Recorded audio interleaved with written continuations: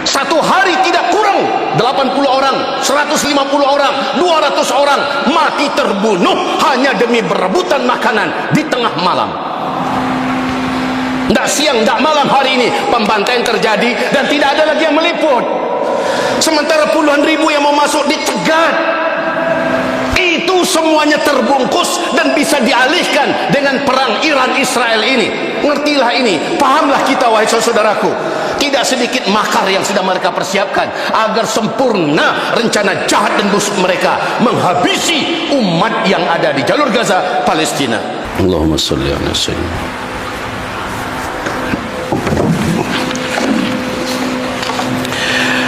Alhamdulillahil wahidil ahad al-fardis samad alladzi lam yalid wa lam yulad ولم يكن له كفوا أحد أشهد أن لا إله إلا الله وحده لا شريك له وأشهد أن سيدنا وحبيبنا محمدا عبده ورسوله لا نبي بعده قال الله سبحانه وتعالى يا أيها الذين آمنوا اتقوا الله حق تقاته ولا تموتن إلا وأنتم مسلمون وقال يا أيها الناس اتقوا ربكم الذي خلقكم من نفس واحدة وخلق منها زوجها وبث منهما رجالا كثيرا ونساء واتقوا الله الذي تساءلون به والأرحام إن الله كان عليكم رقيبا وقال يا أيها الذين آمنوا اتقوا الله وقولوا قولا سديدا يصلح لكم أعمالكم ويغفر لكم ذنوبكم ومن يطع الله ورسوله فقد فاز فوزا عظيما اللهم ارحمنا بالقرآن وصدق الله العظيم وقال النبي صلى الله عليه وسلم وعلى آله وصحبه ومن تبعه بإحسان إلى يوم القيامة وبعد عباد الله اسمعوا ما قاله عز وجل ومكروا ومكر الله والله خير الماكرين. Mereka orang-orang kafir, musuh-musuh Islam, senantiasa punya persiapan makar-makar, rencana-rencana jahat untuk memurtadkan, mengkafirkan kamu atau untuk melenyapkan kamu. Wa makarullah, tapi Allah juga punya makar. Sehebat apapun makar mereka, pada akhirnya makar Allah lah khairul makirin. Ibaratullah, kita puji Allah dan kita ucapkan alhamdulillah bi ni'matih tatimmus salihah untuk di kita, dan alhamdulillah ala kulli hal untuk saudara-saudara kita di Gaza, Palestina. Saudara dan sahabat kami yang tercinta, marilah kita haturkan salawat dan salam di hari-hari yang sulit, di hari-hari yang berat ini untuk kekasih yang kita puja dan puji, Habibullah Sayyidina Muhammad Rasulullah sallallahu alaihi wasallam. Sudah beberapa hari ini dunia dialihkan seluruh isu mengerucut kepada satu benua, yaitu antara benua Asia dengan negeri Persia, yaitu Iran. Penjajah Zionis Israel melakukan serangan membabi buta di malam hari, dini hari, di tanggal 13 bulan Juni ini, yang akhirnya hanya menunggu beberapa jam Iran memberikan serangan balasan. Setelah itu pertontonan kembali ditayangkan. Umat manusia di muka bumi tersedot perhatiannya. Dia orang yang sering istighfar, astagfirullah, astagfirullah, astagfirullah, masya Allah, itu matanya akan dijaga oleh Allah. Begitu melihat yang tidak baik menurut Allah, dia akan palingkan, astagfirullah, astagfirullah. Tangannya juga begitu, kakinya juga begitu. Dan hebatnya, ini yang paling mulia, orang-orang yang sudah mendapatkan cinta Allah, ahli istighfar ini, ahli istighfar, kalau sudah mendapatkan cinta Allah Subhanahu wa Ta'ala, maka masya Allah, kemuliaannya tanpa meminta pun doanya segera dikabulkan. Orang yang biasa istighfar itu diantara kemuliaannya, Allah akan cepat mengabulkan kebutuhannya tanpa dia harus memintanya. Butuh sesuatu, datang. Butuh sesuatu, datang. Padahal orang ini belum tentu minta. Ini pernah dipraktekkan oleh seorang tukang roti di zaman Imam Ahmad bin Hanbal. Pak, beliau pahami betul konsep ini. Ya. Kata Ibnul Qayyim Al-Jauziyah, beliau punya rumus. Ya, masa setelah Imam Ahmad sampai disebutkan rumusnya. Kalau Anda punya permohonan yang cukup banyak, tapi waktunya singkat, kata beliau cukup perbanyak istighfar. Begitu Anda istighfari, itu sebelum dimintakan Allah bisa kabulkan. Kalau benar kebiasaan istighfar. Ya. Imam Ahmad itu pernah lewat, kemudian beliau datang ke Mesir. Di Mesir masuk masjid. Ya. Begitu masuk ke masjid, tiba-tiba petugas masjidnya langsung mengusir beliau. Ukhruj, katanya, keluar. Itu imam besar, Pak. Dikenal dia seantara jagat ya, cuma saking tawadhunya pakaiannya biasa-biasa. Seperti Syekh Yasin Al-Padangi, Bu. Ya, ibu atau bapak yang dari Padang itu ada ulama besar tuh. Ya, saya sampai hari ini masih kagum, saya terus pelajari. Sampai tadi saya nunggu di mobil tuh saya masih pelajari beliau itu. Ya, bagaimana santunnya, tawadhunya, pakaian macam-macamnya, itu ahli sanad, Pak, sedunia itu. Sedunia, semuka bumi, ahli sanad itu.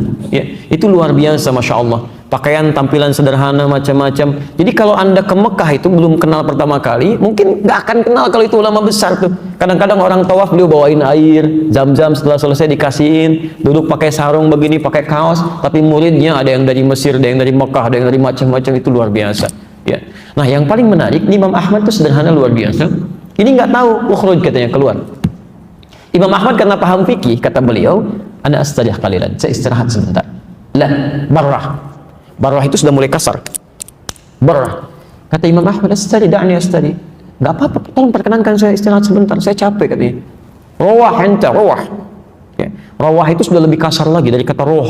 Maksudnya, tolong keluar dari sini sekalian dengan roh-rohnya. Rohnya pun jangan ada di sini, keluar. Itu kalau Anda ke Mekah misalnya kan, atau ke tempat di Arab, ada orang mengatakan rawah enta, rawah. Itu tandanya lagi marah, Pak. Jangan senyum. Rawah.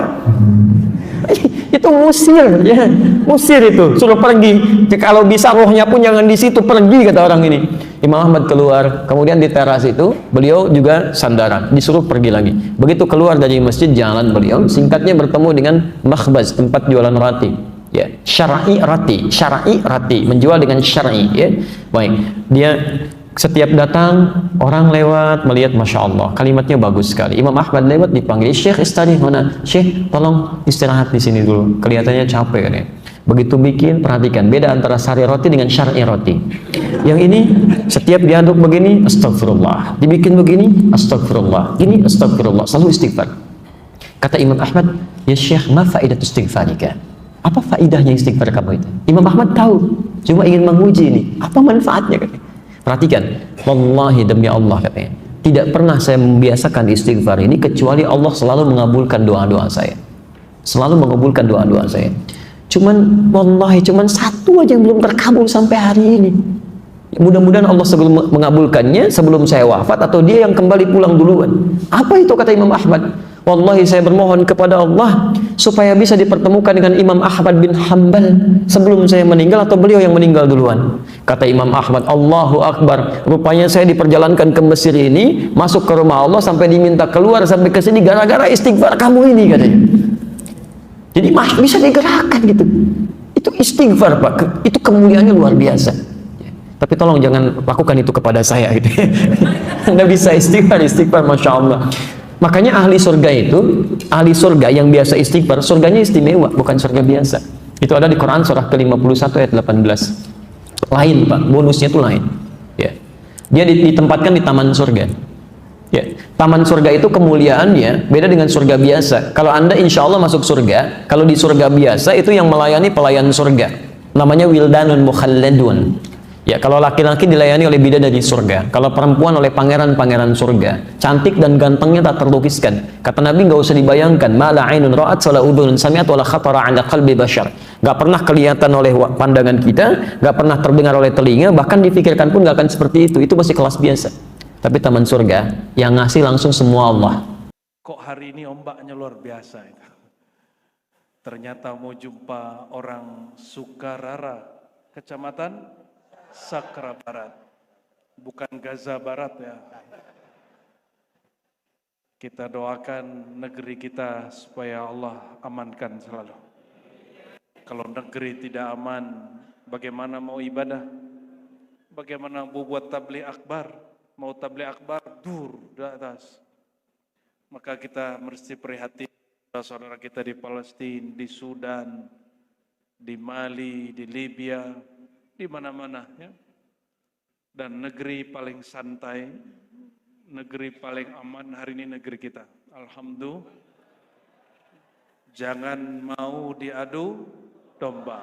Ada orang yang adu domba kita atas nama agama, didik dia, bimbing dia, kalau tidak laporkan dia.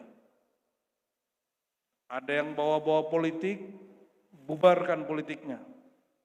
Karena beragama itu menambah saudara, bukan menambah permusuhan. Politik itu bangun negara, bukan menghancurkan negara. Insya Allah negeri ini Allah jaga.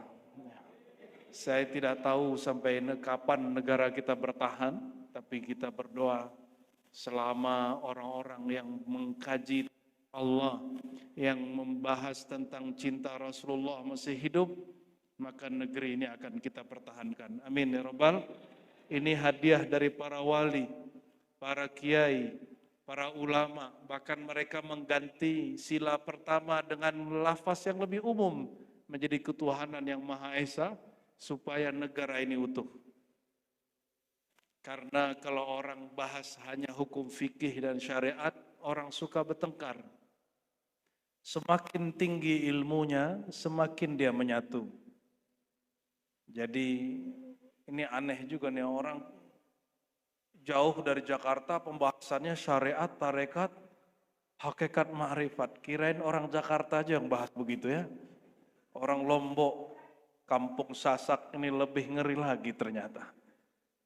Saya dengar tidak jauh dari sini ada makbarah Syekh Siddiq ya. Ada Syekh Ali. Syekh Siddiq dengan Qadiriyah Naqsyabandiyahnya, Syekh Ali dengan Naqsyabandiyahnya. Saya yakin berkat pertemuan beliau-beliau itu, saudara-saudari hari ini hadir karena pengaruh doa-doa mereka. Pengaruh dari ajaran-ajaran mereka. Semoga Allah Ta'ala kekalkan ilmu itu di kolbu kita. Amin. Allah berfirman dalam surat Yasin yang kita hafal semua. A'udzubillahi minasyaitonirrajim. Wa an ya'buduni hadza siratum mustaqim. Enggak orang Lombok kalau enggak hafal Yasin. Ya. Kalau Yasin enggak hafal dicurigai dia Lomboknya Lombok coret.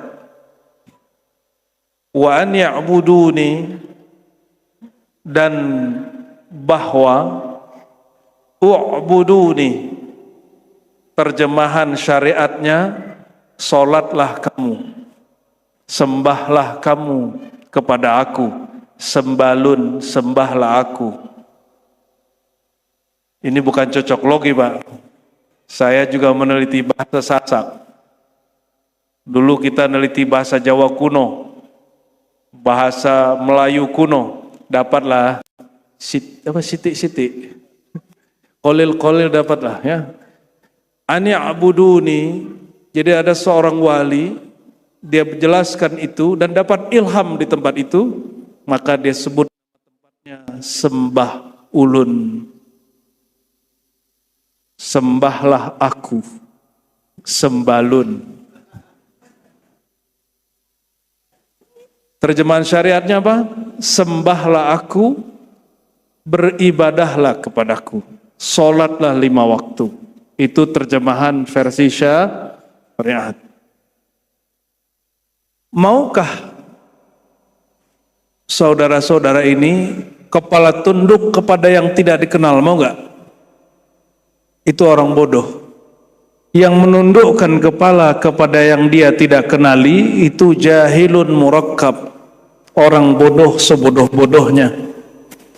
Maka Sayyidina Ali ditanya, "Ya Ali, hal arafta rabbak?"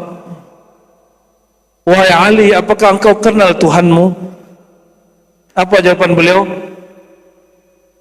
La a'budu syai'an la a'rifuh wa la usyahiduh.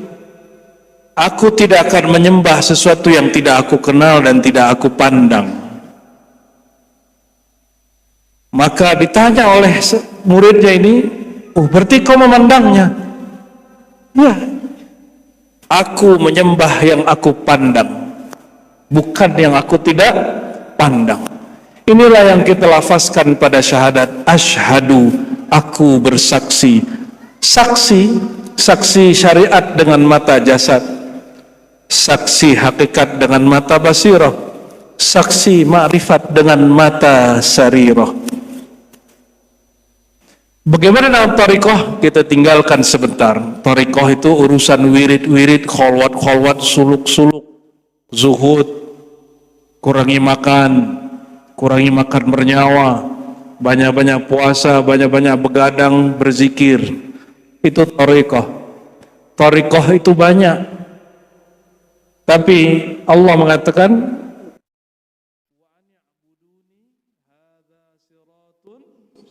bahwa jalan kepadaku ini sirati satu saja. Jalan apa? Jalan yang menggabungkan ubudiyah, yang di situ ada hukum syariat, ada hukum tarekat, ada hukum hakikat, ada hukum ma'rifat. Walaupun tarekatnya banyak, mazhabnya beragam. Lalu apa yang disebut salat tariqah? Salat tariqah itu sebelum salat, karena Rasulullah mengajarkan, ini tariqah diajarkan Nabi. Sallu kama ra'aitumuni usalli. Salatlah engkau sebagaimana engkau memandangku salat. Ada yang jumpa Rasul? Enggak. Jumpa sahabat? Jumpa tabi'in? Jumpa Imam Syafi'i? Enggak. Jumpa Syekh Siddiq? Ada yang jumpa? Satu dua. Jumpa Syekh Ali? Tak. Jumpa siapa? Guru ngaji.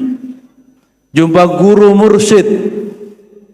Guru ngambil dari gurunya, ngambil dari gurunya, ngambil guru-gurunya sampai ke Rasulullah SAW. Maka yang dimaksud beliau, solatlah kamu sebagaimana engkau memandang gurumu solat. Itu solat tariqah.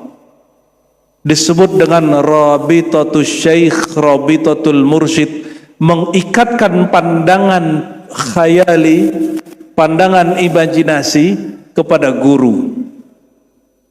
Maka sebelum sholat, hadirkan dulu ilmu yang diajarkan guru, gerakannya guru, cara guru mengangkat tangan, cara guru menatap ke kiblat, cara guru berdiri tegak, berdiri betul.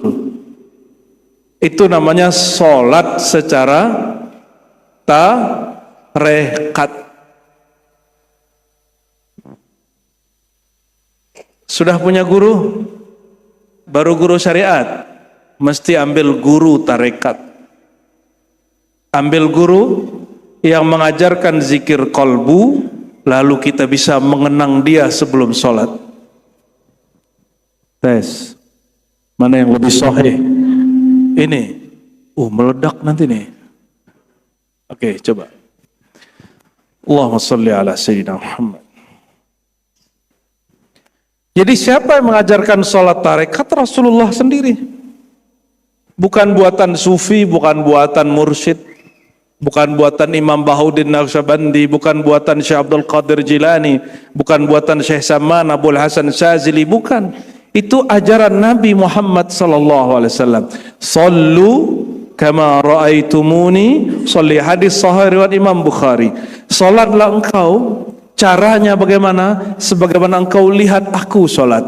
Jika tuan tidak lihat Nabi salat, lihatlah gurunya salat. Jadi apa jaminan sholat kita caranya, thariqatnya sama dengan Rasulullah SAW? Kita punya guru, bukan punya buku. Tidak cukup punya buku. Di Mekah, orang-orang Lombok menceritakan kepada saya yang sudah tua-tua, bukannya Saulatiyah itu Ahlus Sunnah, Asy'ariyah, Maturidiyah dan Sufiyah bermazhab Hanafi. Orang Lombok banyak ngaji di situ. Guru saya ada orang Lombok ngaji di Saulatiyah Mekah. Ketika orang-orang Wahabi memaksakan ajaran Wahabi diajarkan di Saulatiyah, mereka gantilah kitabnya, tapi hanya covernya isinya masih akidah Ahlus Sunnah wal, ketahuan juga diganti lagi lah kitabnya.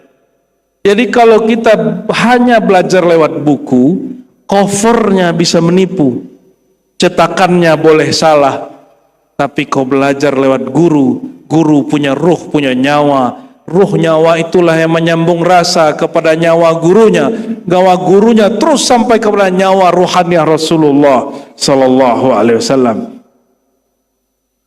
Sudah punya guru, mursyid, punya mursyid, wajib punya, wajib punya. Karena Nabi mengatakan, "Sallu kama ra'aitumuni usolli", perintah dari ring satu Rasulullah Sallallahu Alaihi Wasallam. Tidak ada tawar menawar, wajib punya guru. Tidak cukup lihat di YouTube. Apalagi orang hari ini mengatakan, tidak usah ikut guru, langsung saya sunnah Nabi. Itu orang jahilun murakkab. Bagaimana engkau mengenal sunnah Nabi kalau tidak berguru?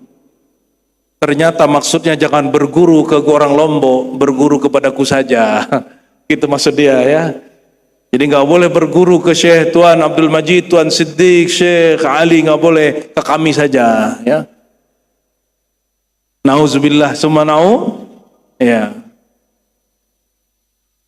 Itu sholat secara tarekat. Ini langsung aja nih ya, karena waktunya sudah jam 5. Tambah sore, tambah syahdu. Sholat secara hakikat, apa itu hakikat? Hakikat itu puncak paham, inti dari beramal. Apa paham orang lagi sholat? Pahamnya dibagi dua. Dari sisi kehambaan, dari sisi keilahian, ketuhanan. Wa an ya'buduni, dan hendaklah engkau mengenal dirimu sebagai hamba dan mengenal yang disembah, bahwa dialah yang mengadakan wujudmu. Sebatas paham itu cukup. Bahwa nur kekasihnya Sayyidina Muhammad mengalir di sekujur tubuhmu, di seluruh jiwa dan kolbumu. Paham masuk, itu salat hakikat. Maka tiada gerakmu, tiada rukukmu, tiada sujudmu, kecuali lillahi rabbil alamin, milik Allah semata. Maka ketika kita baca wajjahtu, iftitah, wajjahtu wajhiya lilladzi fataras samawati wal ard, aku hadapkan wajahku, wajah zahir kepada kiblat, wajah batin kepada Tuhan yang menyuruh kita menghormati kiblat. Siapa dia? Fataras samawati wal ard, yang memfitrahkan langit dan bumi. Memfitrahkan di situ artinya yang menciptakan, memutar, menggerakkan langit dan bumi. Itu sholat secara hakikat. Maka mesti dilafazkan, sholatku, rukukku, sujudku milik Allah, untuk Allah. Itu namanya sholat secara hakikat. Gampang toh? Siapa bilang ngaji hakikat susah? Mudah. Cuma orang saja yang sok-sok mempersulit. Sulit karena emang belum merasakan. Orang yang sudah merasakan mudah sekali. Rasa menikah nikmat gak? Nikmat. Pahitnya ada juga. Rasa nikah nikmat. Tapi kalau orang belum merasakan, menceritakan nikah, mutar-mutar dia, ya, di dalam kitab Minhaj, di dalam kitab Tuhfah, dalam kitab 1000 kitab kita baca tentang nikah. Kalau belum menikah tidak tahu hakikat nikah. Inilah nestapa orang baca kitab terhijab oleh kitabnya. Dia kira kitab menghantarkan kepada hakikat. Inilah hijab orang belajar kitab. Ilmu bukan mendekatkan kepada Allah, malah menghalangi dia kepada Allah. Seharusnya ilmu mendekatkan diri kepada Allah. Kenapa Al-Imam Abu Bakar Al-Bannani dalam kitab Bughyatul Murid, tariqat 5, Qadiriyah, Syaziliyah, Naqsyabandiyah, dan tariqat-tariqat yang lain, apa kata dia? Di ujung kitab dia mengatakan, sebelum engkau baca kitab yang di dalam dulu, karena semua kitab yang ada di dunia berasal dari kitab yang ada di kolbu guru penulisnya.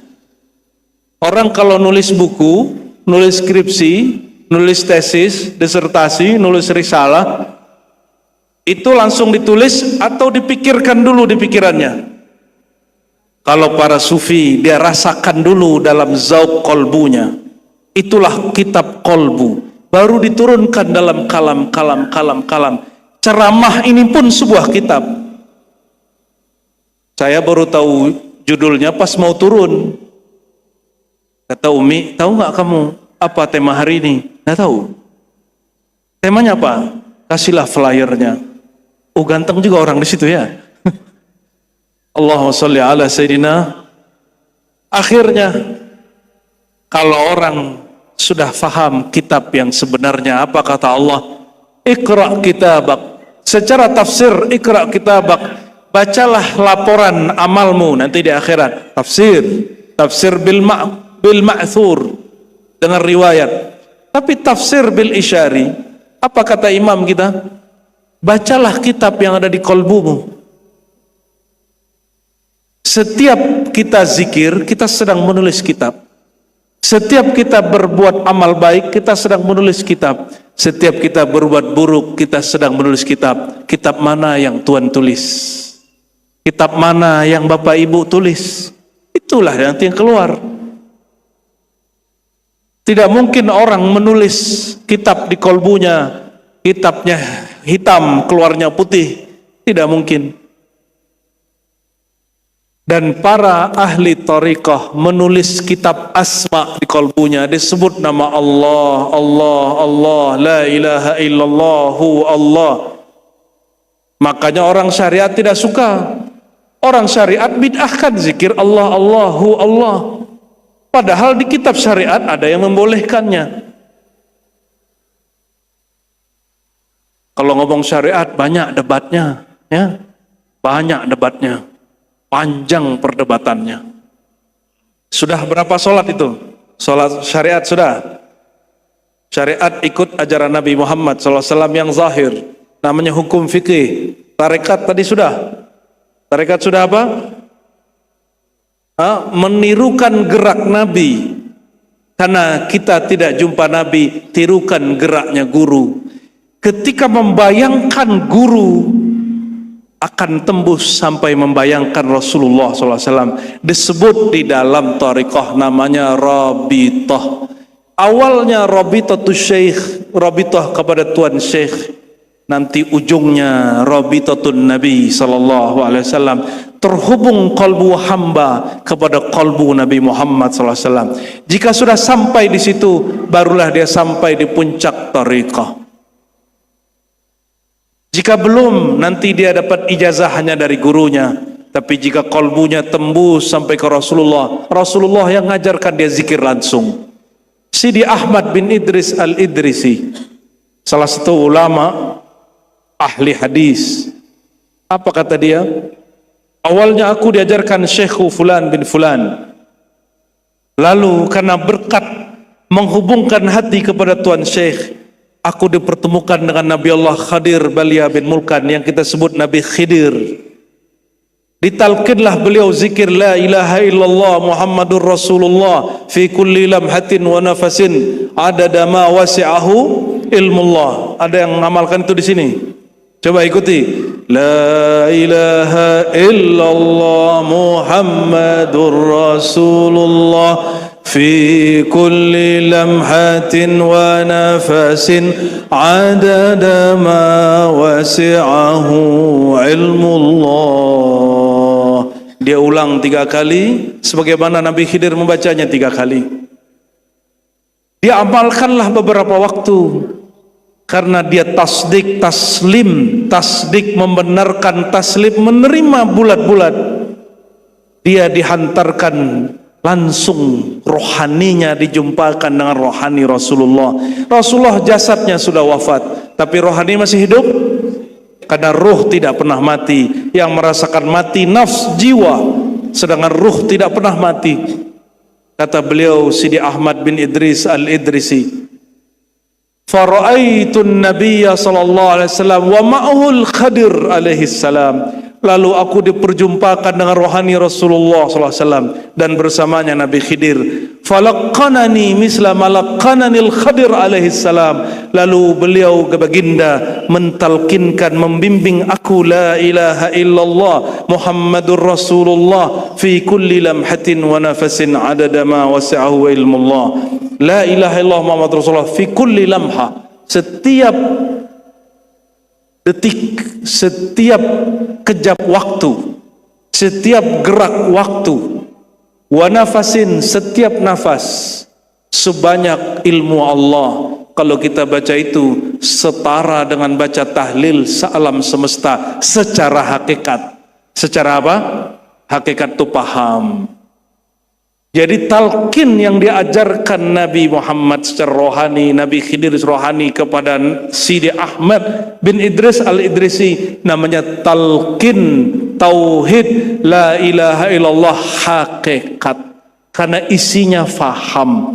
Namun ketika diajarkan ke murid, murid beliau masih oke, murid berikutnya masih oke, generasi keempat, kelima, keenam turun derajat dari hakikat kepada tarekat. Akhirnya murid hanya sibuk mengulang-ulang dengan lisannya, fahamnya hilang. Padahal pahamnya, aku zikir la ilaha illallah Muhammadur Rasulullah sepanjang waktu, sebanyak ilmu Allah, setiap nafas naik dan turun. Itulah paham yang dipakai. Walaupun pikiran kita lalai, dada ini dipenuhi oleh masalah, kalbu kita banyak dosa dan noda. Kalau paham ini dibawa, sebelum mati Allah akan zahirkan paham. Orang mati, orang sakaratul maut, yang Allah keluarkan sebelum dia sakarat adalah hakikat yang dia pegang. Makanya ilmu hakikat di negeri Banjar disebut dengan ilmu kesempurnaan atau ilmu menjelang mati, ilmu cara mati. Saya tidak tahu orang Lombok sebut apa. Sama lah ya. Kalau kami sebut ilmu mengenal diri, sama ilmu ketuhanan, begitu kata Syekh Arsyad Al-Banjari. Jadi sebelum kita meninggal, syariat sudah nggak bisa lagi dipakai, orang sudah sekarat. Tarekat zikir-zikir sudah nggak jalan. Apa yang keluar? Paham. Maka ada yang salah faham, tidak usah syariat, tidak usah hakikat, tidak usah tarekat. Paham saja, karena nanti sebelum mati yang penting. Itu namanya salah faham. Namanya apa? Salah faham. Saya mau tanya, manakah yang lebih paham? Orang yang hari ini merasa berpaham itu lalu meninggalkan syariat, atau Rasulullah yang turun hakikat ma'rifat dari beliau? Mana yang lebih paham? Rasulullah sudah jumpa pemilik alam semesta, bahkan tidak pernah lepas pandang batinnya kepada Allah. Jika di Quran disebutkan untuk asbabul wurudnya, ketika orang tidak tahu arah kiblat, fa aina ma tuwallu fasamma wajhullah, kemanapun kau menatap di situ wajah Allah. Pandangan hakikatnya ada di kalbu Nabi. Apa kata Nabi? Ya, kemanapun dia memandang, apa yang di dalam Nabi, bukan kata Nabi. Apapun yang beliau pandang, beliau menatap wajah Allah. Tidak mesti sholatnya tidak tahu arah kiblat. Tapi wajah Allah itu tidak dapat ditatap kecuali melalui wajah Rasulullah SAW.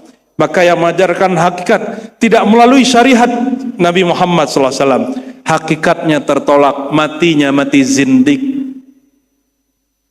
Ini saksi. Saya saksi, saya belajar hakikat bertahun-tahun. Ya, kawan saya tidak mau sholat, Pak. Tidak mau bersyariat. Apa kata dia? Untuk apa kau sholat? Tuhan sudah dalam dirimu. Yang satu lagi tidak, dia cuma diam. Dia tidak sholat tapi dia diam. Dia sudah mabuk melihat memandang dirinya kecil tiada di hadapan Allah. Yang satu, yang pertama ini mengingkari syariat. Yang satu mabuk. Yang kedua ini meninggalnya husnul khatimah. Karena dia tidak mengingkari syariat. Dia hanya sedang mabuk bertuhan, tapi tidak sempat sholat, lagi mabuk. Orang mabuk, syariat diangkat dari dia. Rufi al-qalam anis salas. Ya. Hukum terangkat dari 3 golongan. Bayangkan, jika tua memabukkan, membuat orang tidak kena hukum syariat, bagaimana jika itu, kata Sayyidina Rumi, Maulana Rumi mengatakan, jika ini bukan lagi toa bumi, tapi toa arasyiyah, toa jannah, toa ma'rifat hakikat. Kalau orang minumlah anggur toa ma'rifat ini, dia akan mabuk bertuhan. Dia di bumi, tapi perasaannya bukan lagi di bumi. Dia masih hidup, tapi sebenarnya dia sudah mati. Orang sudah mati, sudah tidak ke syariat. Kalau jumpa wali begitu, jangan ingkar dengan dia. Dia sedang saker, dia sedang mabuk. Tapi kalau ada yang mengalamkan, untuk apa kau sholat? Dia sedang mengingkari syariat. Maka guru kami ahli tauhid yang mengatakan apa? Perbedaan wali syaitan dengan wali Allah. Wali syaitan, wali Allah. Wali Allah yang saker, yang mabuk. Wali syaitan penampilannya sama. Sama-sama tidak terlihat bersyariat. Perbedaannya satu saja. Wali syaitan meremehkan syariat. Maka kami himbau siapapun yang belajar hakikat, jangan terjebak kepada hakikat syaitania, karena syaitan lebih dulu berhakikat daripada Nabi Adam.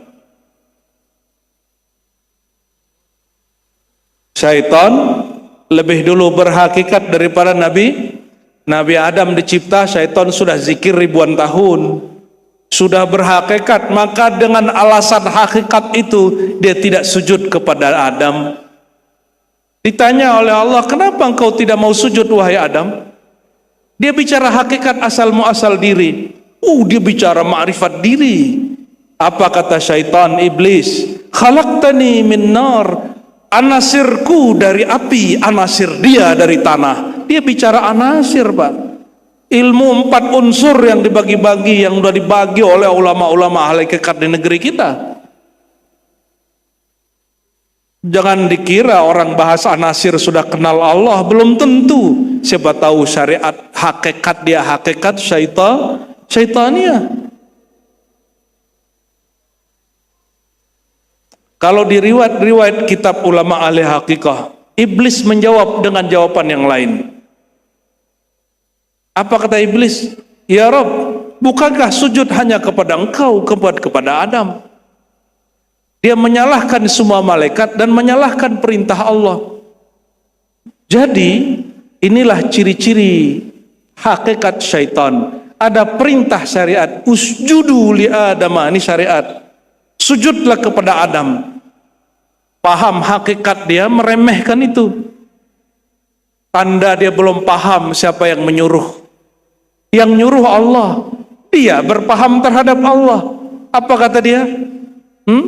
Aku ini bagian dari Allah, Allah bagian dari aku. Kan itu paham orang hakikat. Dalam diriku ada Allah, bahkan tiada wujud aku kecuali wujud Allah. Itu paham orang hakikat. Betul paham itu kalau kita betul-betul mengerti rasanya. Kira-kira lebih tinggi faham hakikatnya iblis atau Adam? Mana yang lebih tinggi? Lebih dahulu iblis. Lebih tinggi? Coba perhatikan, wa'allama Adamal asma'a kullaha. Allah ajarkan ma'rifat kepada Adam di atas hakikat namanya Allah ajarkan ma'rifat nama. Maka orang malaikat yang berhakikat, iblis yang berhakikat, dia kalah martabat 1 derajat. Tapi 1 derajat 70.000 makom. Maka kata Allah, usjudu li Adama, sujudlah kepada Adam. Kenapa? Nur nama yang ada di wajahnya, dikatakan oleh Sayyidi Imam Barzanji dalam Maulid, itulah Nur Muhammad sallallahu alaihi wasallam. Nur ilmu bersirat memancar menyeri di wajah. Oleh karena itu nur itu berpindah ke keturunannya, muridnya terus. Nur kalau masuk ke dalam kalbu, wajah bercahaya, itulah cahaya Nur Muhammad SAW. Jadi yang kita maksud nur situ adalah intinya ilmu, bukan cahaya lampu ini. Jangan salah faham. Ya, cahaya ini orang PLN punya Nur Muhammad itu. Allahumma sholli ala sayyidina Muhammad. Ya, sama-samalah kita. Ya. Kalau ada kurang-kurang di saya, doakan saya semoga Allah lengkapkan. Kalau ada kurang-kurang di Tuhan, kita ingatkan juga, ya. Karena banyak sekali di seluruh negeri kita ini, saya jumpa orang Yaman, apa kata dia? Kalau kalian belajar adab sini ke Hadramaut, tapi kalau belajar hakikat kami saja yang ke sana. Mereka mengakui negeri kita memang pakar kajian hakikat dan makrifat. Alhamdulillah. Bahkan itu salah satu guru kita di Mekah mengatakan, sekarang wali Allah banyak di negeri kalian. Semoga ini bagian dari guru-guru kita juga. Amin ya rabbal alamin. Kalau orang-orang kayak kita ini gak pantas jadi wali, Pak. Ya, tapi semoga Allah pantaskan. Kalau kita ini tidak pantas, setelah mengenal hakikat diri, min sulalatin min ma'in mahin, dari tanah, dari air yang hina, dari air mani yang hina, keluarnya dari tempat barang yang hina, masuk ke tempat yang hina. Masalah Tuhan ini jadi wali? Hah? Muka-muka begini jadi wali? Gak pantas kita ini jadi wali. Ya, wali murid lah ya. Wali nikah. Allahumma sholli ala. Tapi kalau Allah berkehendak, idza arada syai'an ayyakula lahu, semoga inilah yang disebut pintu jadi wali. Mesti mengenal iradah Allah. Maka man arafa iradatahu fahuwa waliyun min awliyaillah. Siapa yang mengenal hakikat iradah, kehendaknya Allah, maunya Allah, dia sudah menjadi kekasih Allah. Semoga kita dipantaskan, amin. Pilihan di akhir zaman ini dua saja, jadi wali setan atau jadi wali Allah. Wajib Pak milih, wajib milih. Wali setan ikut setan, wali Allah ikut Rasulullah SAW. Bukan ikut Allah, kita nggak sanggup ikut Allah. Yang sanggup ikut Rasul. Allah laisa kamitsli syai', tidak rupa, tidak berwarna, tidak bertempat. Dia yang tahu hakikat dirinya. Tapi dia bertajalli, bermazhar, bermanifestasi, mengejawantah pada nur wajah Sayyidina Muhammad SAW. Maka kita diizinkan untuk mengenal Allah melalui beliau. Apapun yang keluar dari kalamnya itu kalam ma'rifat. Apapun geraknya gerak tarikat. Apapun pahamnya itulah hakikat. Adapun adabnya itulah ma'rifat. Nabi ditanya oleh Sayyidina Jibril, apa itu ihsan? Sudah sering dengar ya? Ada yang namanya ihsan? Ada ya. Mungkin dulu ayahnya ngaji bab ihsan. Ini kabar gembiranya, bapaknya dulu sebelum bikin anak sudah ngaji dulu. Ngaji tasawuf ya. Nabi jawab, al-ihsan. Ihsan itu secara bahasa berbuat baik. Tapi secara ma'rifat, anta'budallah. Inilah ibadah secara ma'rifat. Anta'budallah ka'annaka tara. Engkau menyembahnya seakan memandangnya. Saya mau tanya, bukankah Allah berkata di surah Al-An'am, la tudrikuhul absar, dia tidak dapat dicapai dilihat oleh pandangan. Betul? Terus siapakah yang memandangnya di bab ihsan? Mata batin tak sanggup, Pak. Mata batin hanya sanggup memandang hakikat diri. Mata batin memandang diri. Absar, bukan basar. La tudrikuhul absar. Jangankan basar, Jangankan basirah, basar pun, basir semuanya tidak bisa. Basar, basirah tidak mampu. Karena absar, basirah, basar sama. Basair dia juga. Basirah hanya mampu memandang nama.